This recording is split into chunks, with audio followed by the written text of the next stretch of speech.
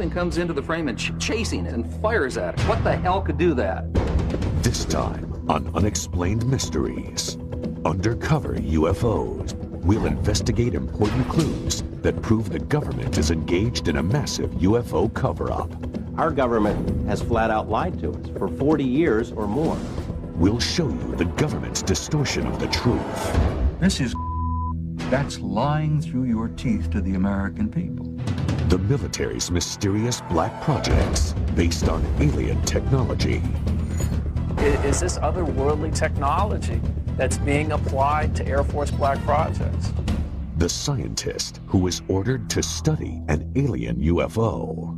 Our group basically was to back engineer them and see how it was fabricated and try and duplicate some of that technology with earthly materials. The military cover-up of a dangerous UFO threat to our nuclear air bases. Whatever this was flying around could just penetrate all these defenses at will. And the government's use of threats and fear to suppress the truth. If the powers that be knew I was talking to you, there would be a high price for me to pay. You'll find out why the government is reluctant to admit the possible existence of life on other planets. The reason being that it could cause widespread social unrest and possible deterioration of government control. We'll hear from witnesses of saucer-shaped craft that might have been designed and built by the Air Force. My gosh, those are flying saucers. Those things really do exist. And we'll give you our final analysis in our UNX report as we blow the lid off the government's UFO conspiracy on Unexplained Mysteries, Undercover UFOs. Since the first sighting of a UFO, evidence suggests the U.S. government has lied to the American public to cover up the existence of alien spacecraft.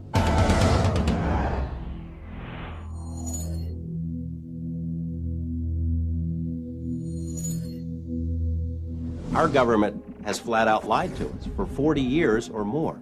They've threatened people and intimidated people. They've spied on UFO groups, infiltrated UFO groups, spied on researchers, compiled dossiers. Their response is bordered on paranoia. The CIA says that it does not collect information on UFOs, and it hasn't since the 50s. There are reams of documents squeezed out of the CIA that indicate that they have on staff CIA UFO experts, agency personnel monitoring the situation on an ongoing basis. They lie. The Air Force studied UFOs closely. A squadron of pilots had a unique mission: find and photograph UFOs. Pilot Guy Kirkwood witnessed an amazing scene. 16 unidentified objects 2 miles away. They broke rank and just started moving all over. They were below us, they were above us, they were out in front of us, and accelerating, literally at lightning speed. And a dot in the distance, maybe several miles away from you at that point, maybe a pencil point, all of a sudden closing on you at the rate of several thousand miles an hour, and a 36-foot object, which is basically almost the same size as our aircraft, with a 36-foot wingspan. But all of a sudden, this thing is just closing on you faster than you're able to think. The Air Force suddenly terminated the UFO search squadrons. Years later, Kirkwood started talking about what he saw, and 2 government agents accosted him. And they said, well, the government doesn't like the information being released, and to continue could be detrimental to your health.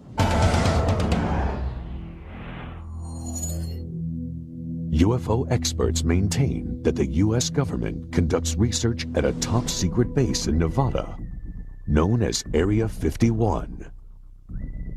An aerospace engineer who worked there could not believe what he saw. Got out of the bus, I was told to walk directly through the hangar, and immediately, even before entering the hangar, you can see the edge of a disc. This is your classic flying saucer, 2 inverted pie plates, if you wish, with a segmented larger area dome on top. Within minutes of that, I finally realized that this had nothing to do with something the government was producing. And that was quite shocking because everything inside was small. This is a full-size craft, 30, 35 feet in diameter, maybe 40. But you're looking at seats that are, 18 inches off the ground, obviously made for something smaller, and certainly wasn't made for children to play in. The U.S. government denies working on alien spacecraft. They also deny that Robert Lazar ever worked for them. Records of Lazar's employment have vanished. But two important items of information offer solid proof. A W-2 form stating that he worked for naval intelligence, and a listing of his name in a government lab phone book. After Lazar came forward, he was threatened by government agents. Many others suffered the same fate. One after another had visits from government personnel who basically intimidated or told them to back off, followed them around. I've been covering organized crime in Las Vegas for 10 years, dealing with mob hitmen and mob informants, people who have been in the witness protection program. The fear that is generated by this UFO subject for people who really know about it far outweighs the kind of fear that the mob inspires. I mean, people are more afraid of our government than they are of organized crime. Despite the risk, Lazar maintains his conviction. I am exactly sure of what I saw. I know what mainstream science is like. I know where physics stands. I know all of that. And this is an extraterrestrial craft. This technology is hundreds and hundreds of years in advance of us, and that's the end of that story. The U.S. government has a history of withholding secrets from the public. LSD experiments on human subjects, radiation tests over cities, the Stealth Fighter Project, and the U-2 spy plane. The government has a name for their policy of systematic lying to the public. It's called disinformation. Our government does it all the time. There are even printed guidelines for how cover stories, disinformation, are supposed to work. While serving at NATO headquarters, Bob Dean saw super secret documents dealing with UFO sightings called the Assessment. I have to be honest with you and tell you that that information literally changed my life. Because I knew for the first time that this subject was not fantasy, it wasn't myth, wasn't legend, it was real, it was true. One of the reasons I'm violating my national security oath is that I believe that the American people are losing their Constitution because of the secrecy and the cover-up. Officially, the government investigated UFOs under the name Project Blue Book. Now, I look upon Blue Book itself as a little bit of disinformation, to tell the people, yes, we're doing something, when in reality, Blue Book, as we understood it, was simply a public relations front. Many experts feel the government will go to any length to conceal the truth. To give you an example of the most recent example of absurd disinformation was this incident involving the Roswell incident. First, the Air Force says it was a weather balloon. And 50 years later, they said, gee, guys, we're sorry. It really wasn't a weather balloon. It was much more than that, but it was a balloon. Project Mogul. Well, I'm tempted to use terms that you'll have to bleep out. This is that's disinformation. That's lying through your teeth to the American people. And if that isn't disinformation, I don't know what is.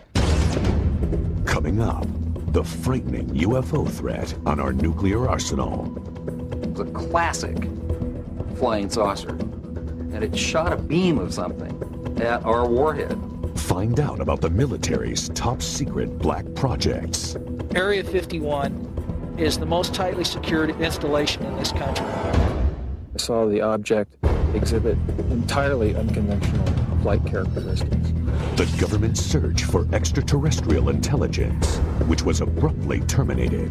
The government would never make that leap of faith that the public would be able to handle the fact that we are receiving intelligence signals from somewhere else. Eyewitnesses who saw UFOs parked on an airbase. Hey, my interest perked up instantly when I began to see literally hundreds of photographs of all types of quote-unquote flying saucers. And the government conspiracy to crush the truth about UFOs. I don't think the military has any credibility with the public in terms of its denials of this program or that program. And we'll give you our ultimate account with our UNX report. Stay tuned for more on Unexplained Mysteries.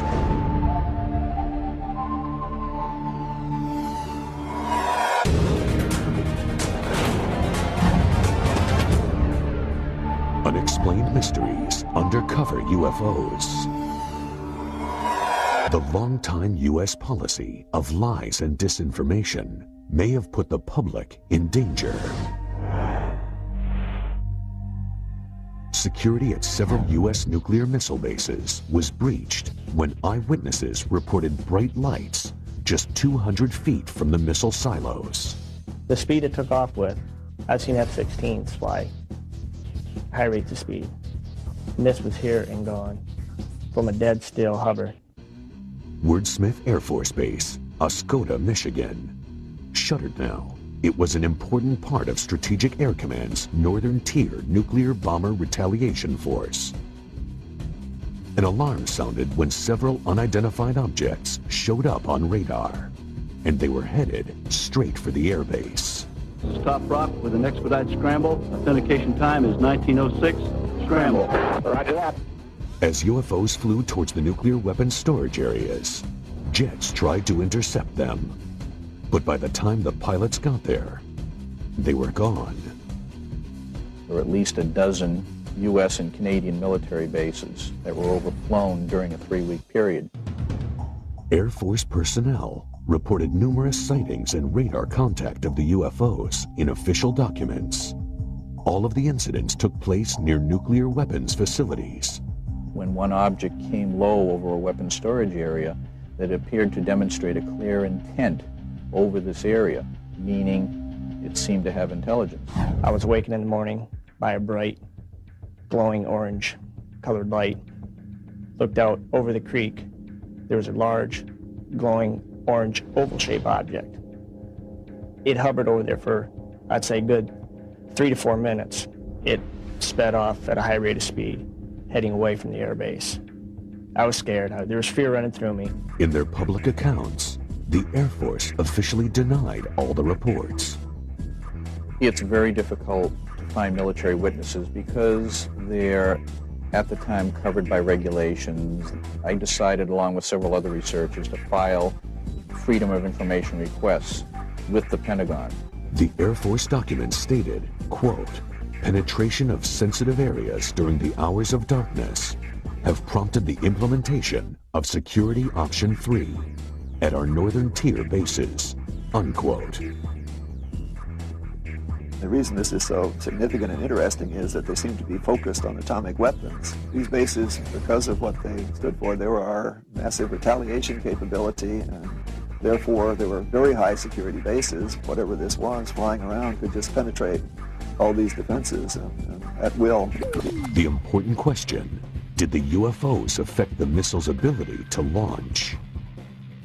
Malmstrom Air Force Base had several intrusions near missile silos, one involving an object which, according to one witness, hovered over the silo and somehow managed to change the tracking numbers on the missile. According to the witness, the missile had to be removed and retooled to make it work again. And to see this, not in UFO books, but in government military messages, was a real eye-opener. And I think that if the public had known that at the time, there would have been great alarm. About 10 years before, Air Force Lieutenant Robert Gibbs witnessed something remarkable.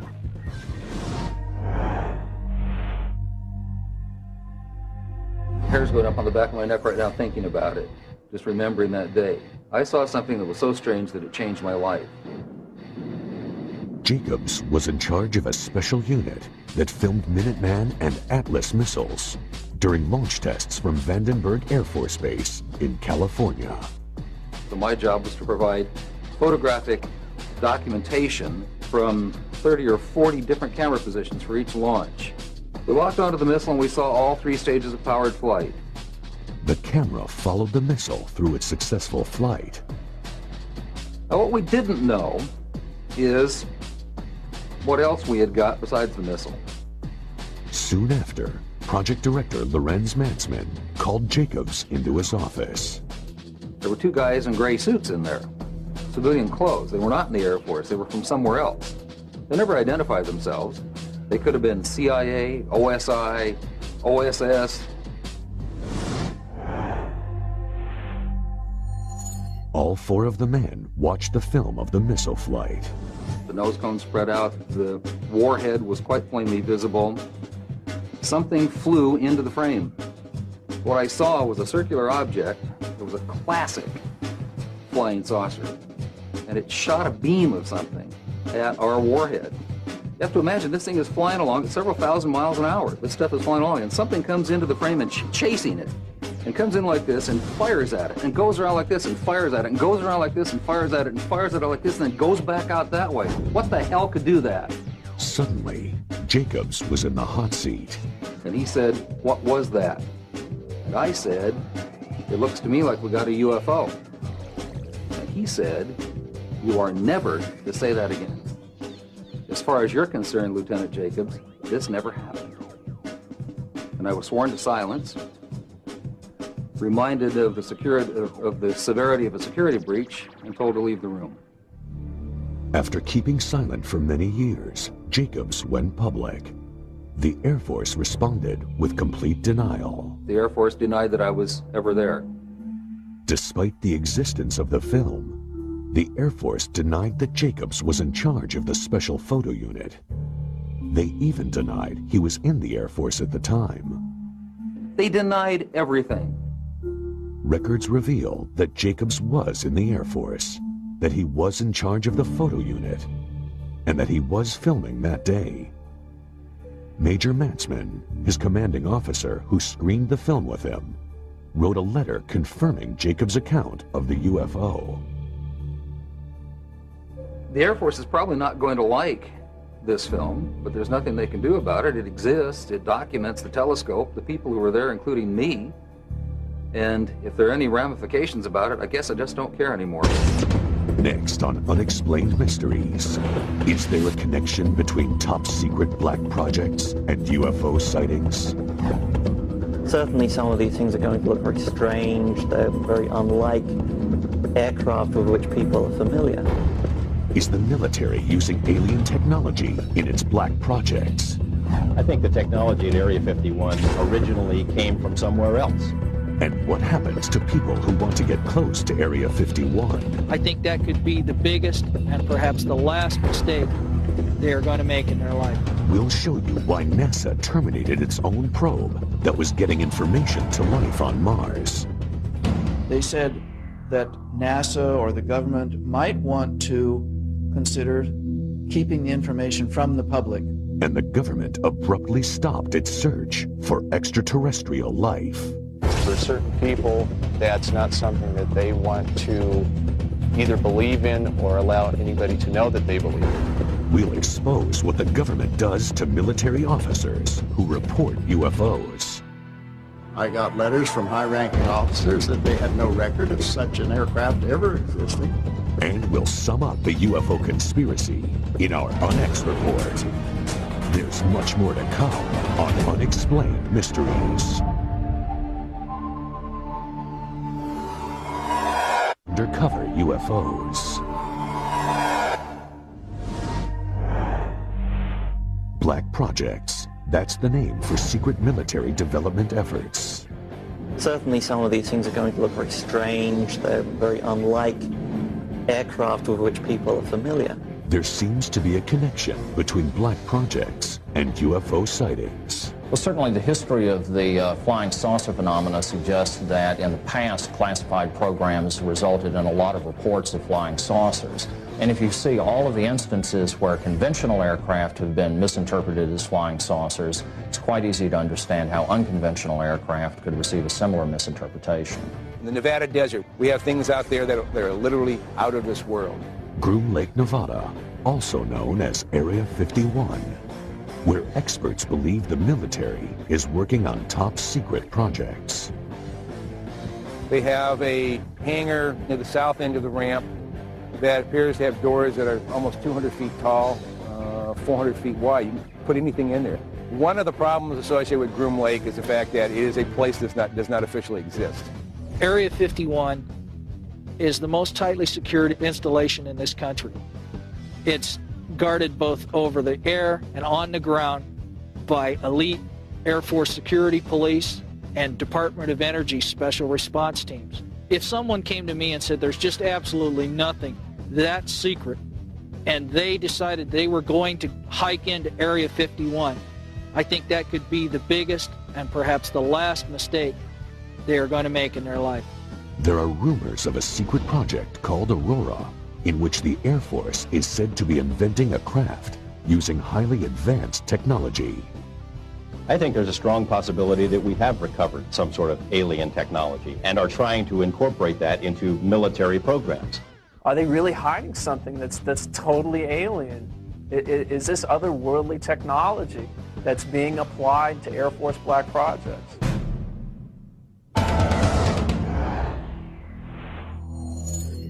Sonic booms have been reported in Los Angeles, evidence of high-speed, unidentified craft. They've been traced back to Groom Lake, Nevada. We really can't tell what's moving. The only thing we see is a sonic boom, and that's telling us that something is moving faster than the speed of sound. So actually, we can't even tell it's an airplane. The military maintains its position of denial. Every time that there's a story about Aurora or the TR-3A Black Manta in the Popular Science or the New York Times or something else, Congress calls the Pentagon on the carpet and says, what's the deal? They want to know if these planes exist. And every time they've asked about those planes, they've been told there is no such thing. The military's established a pattern of denial concerning these highly capricious wild aircraft beginning in the late 50s and continuing to this day. 2 UFO experts investigated Area 51 up close. They saw several red-orange objects in the sky. They started at great height, seemed to descend, and then flared out. It was startling. Then a series of silver pewter flashes went directly across the horizon at terrific speed. One of these silver flashes went directly up into the air. The bottom one seemed nearly to hug the ground. When they tried to leave the base, they were stopped by security. Boom. Headlights come on. There was an M16 pointed at us. And here we were faced with a life and death situation. But we also knew that we had crossed the line back into public domain, and therefore we were saved. 3 months later, Mark Farmer saw the same red-orange flying objects.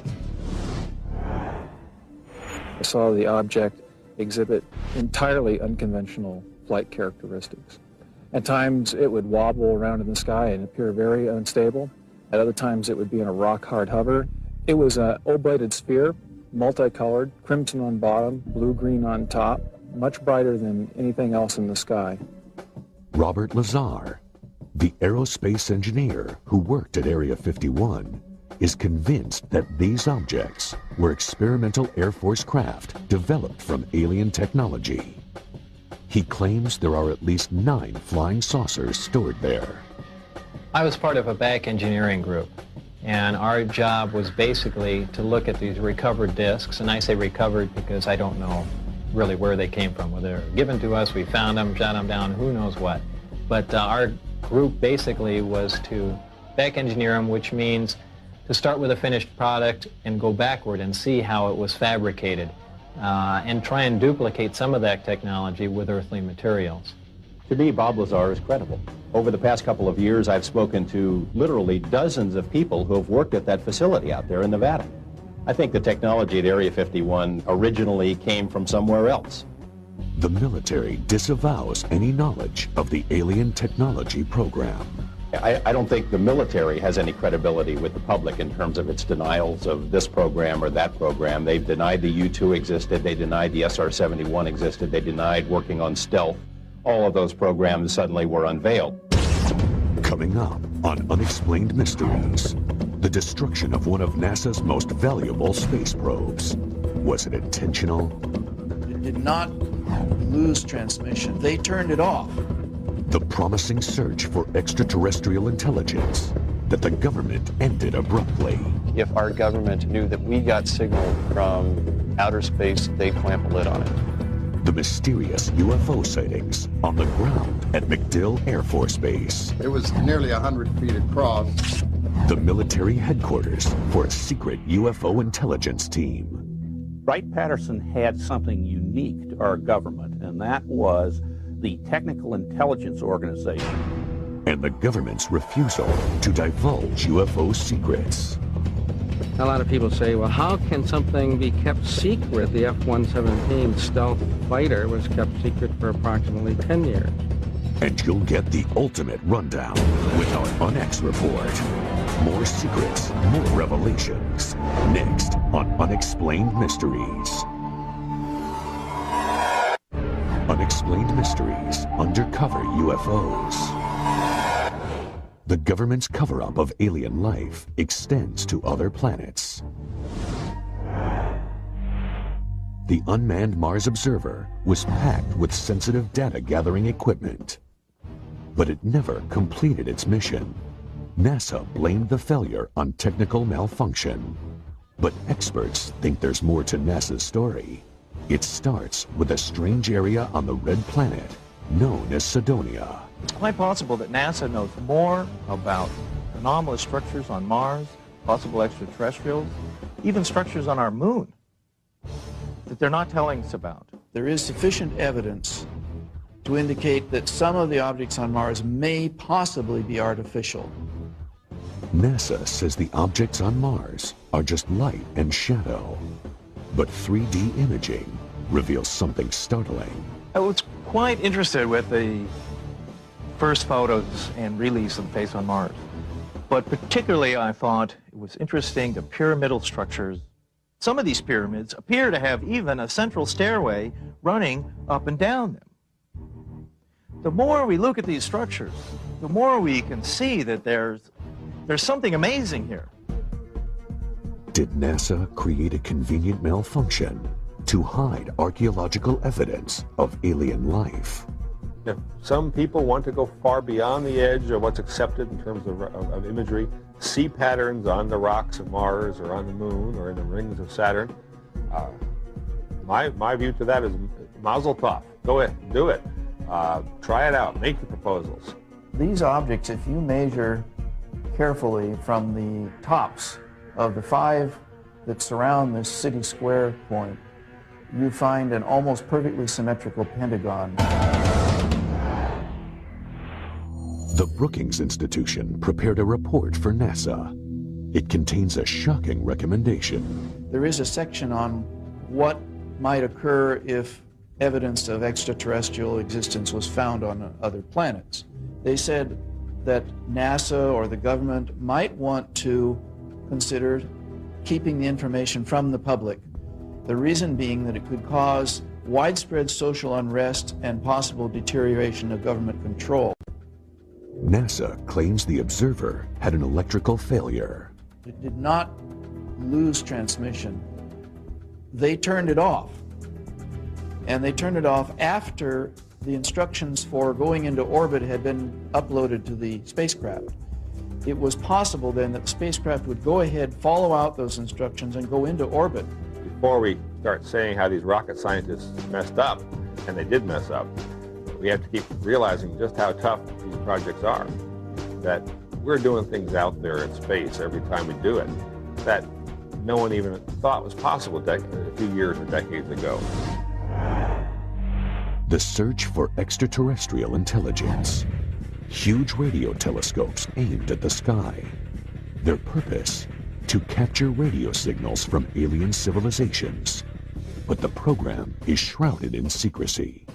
I think if our government knew that we got signals, a dedicated signal from outer space somewhere, they'd clamp a lid on it. Our source, a space program engineer, knows the risks. If the powers that be knew I was talking to you, there would be a high price for me to pay. After years of denying the existence of UFOs, the government abruptly decides to spend millions on searching for aliens. But there's a catch. It's very hard to believe that the government would allow something this extraordinary to be released to the general public without scrutiny and censorship. In the Mojave Desert, the government set up Goldstone Station on a military base. It's RF quiet, which means there's not a lot of background noise when they're looking for signals. It's really ideal for this type of search. Soon after coming online, the telescopes picked up signals called hits. There were hits that were taken seriously. There were 3 or 4 hits, to my knowledge, that were strong, and it could potentially be a signal from an extraterrestrial intelligence. Then, the government suddenly shut down the program. It was a cheap shot for the budget posers, for the so-called deficit hawks. It's always easier to make fun of something that you or enough of your constituents don't understand. But some experts take issue with that explanation. If they embrace the concept of looking for alien signals, they also have to acknowledge the fact that the alien signals are coming from an extraterrestrial intelligence somewhere. And for certain people, that's not something that they want to either believe in or allow anybody to know that they believe in. Some people believe the National Security Agency killed SETI because it feared the public would panic.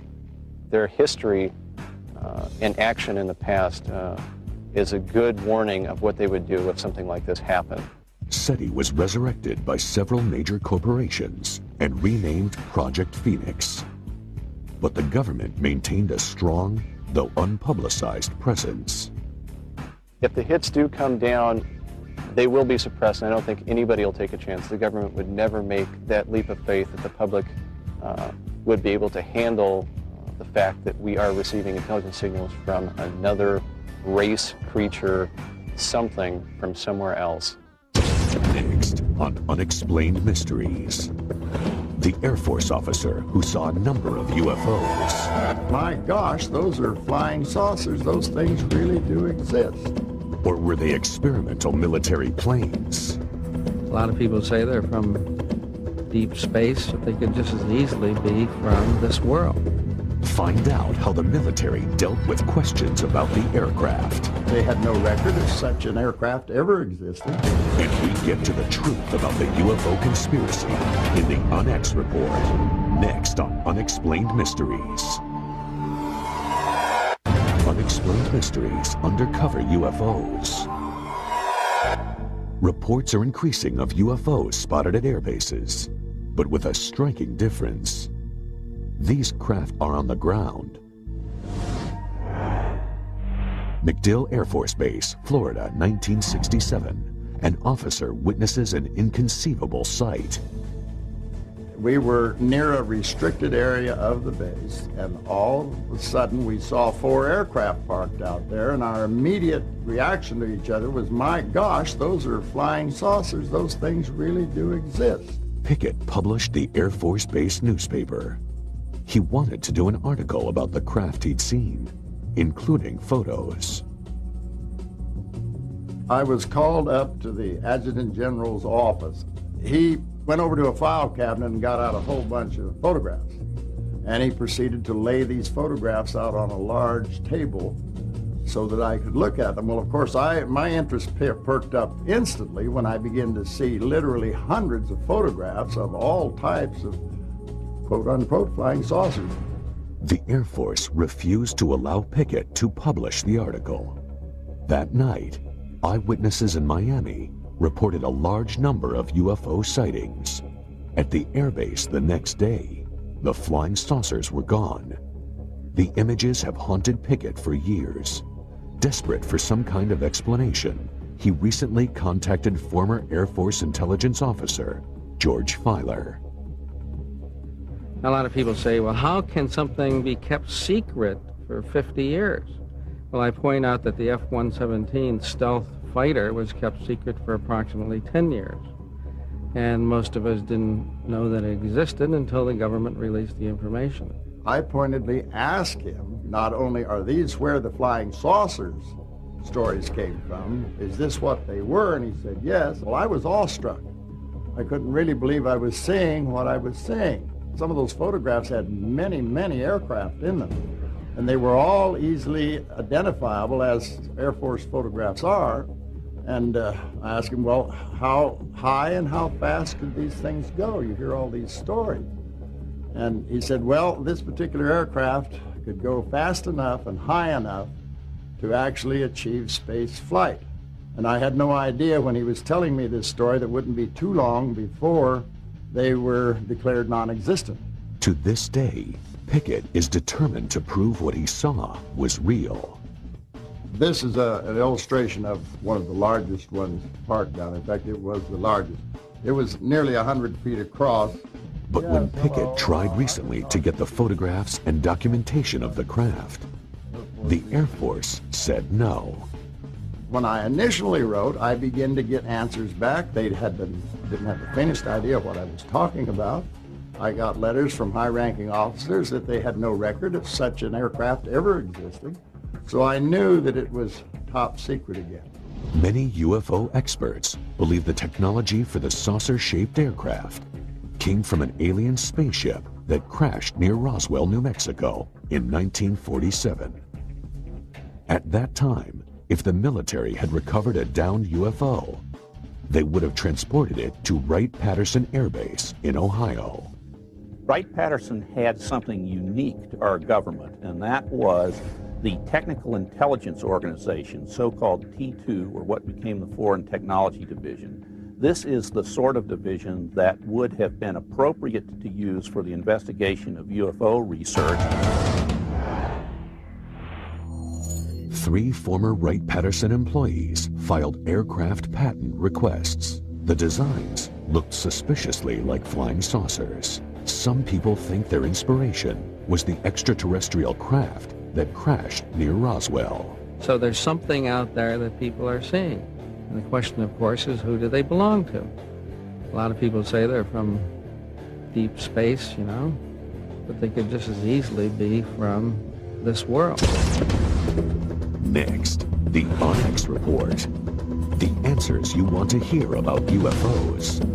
Are they alien spacecraft, military aircraft, or advanced Air Force vehicles based on harvested alien technology?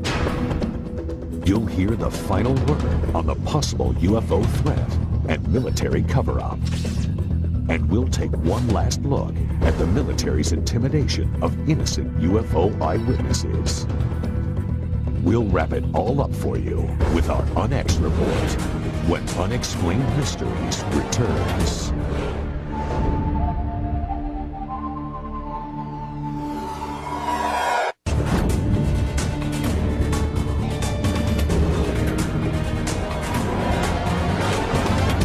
And now for the Onyx Report. Experts believe the U.S. government is conducting a massive conspiracy to keep evidence about UFOs and aliens from the public. The military has established a pattern of denial concerning these highly capricious wild aircraft beginning in the late 50s and continuing to this day. Thousands of witnesses have reported seeing unknown flying craft with similar details. A 36-foot object, which is basically almost the same size as our aircraft, a 36-foot wingspan. This is a full-size craft, 35 feet in diameter. This is your classic flying saucer. And something comes into the frame and chasing it.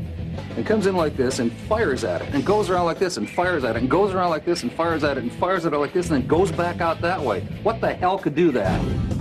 The government UFO conspiracy begins with denial. And he said, "What was that?"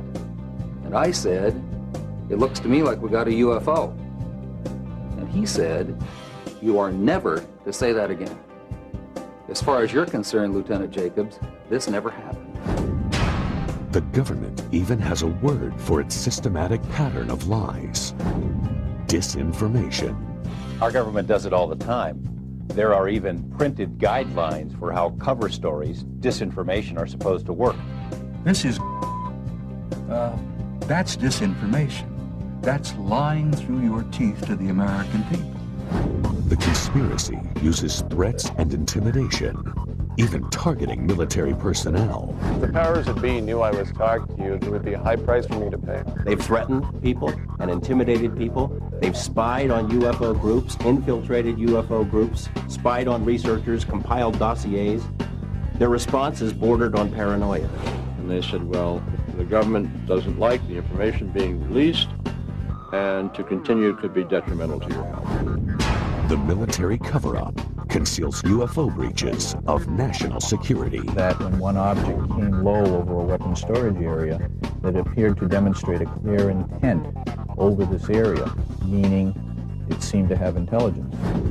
The conspiracy withholds reports of radio signals from outer space that confirm the existence of alien life.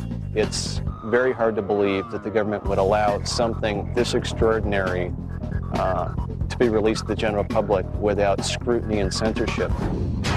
And the government denies the reverse engineering of their infamous black projects. I think there's a strong possibility that we have recovered some sort of alien technology and are trying to incorporate that into military programs. I got letters from high-ranking officers that they had no record of such an aircraft ever existing. Secrets can be kept. Secrets are kept. And every time they've asked about those planes, they've been told there is no such thing. Why does our government hide information on extraterrestrial life from us? The reason being that it could cause widespread social unrest and possible deterioration of government control. How do you prove a government cover-up when their tools are denial and disinformation?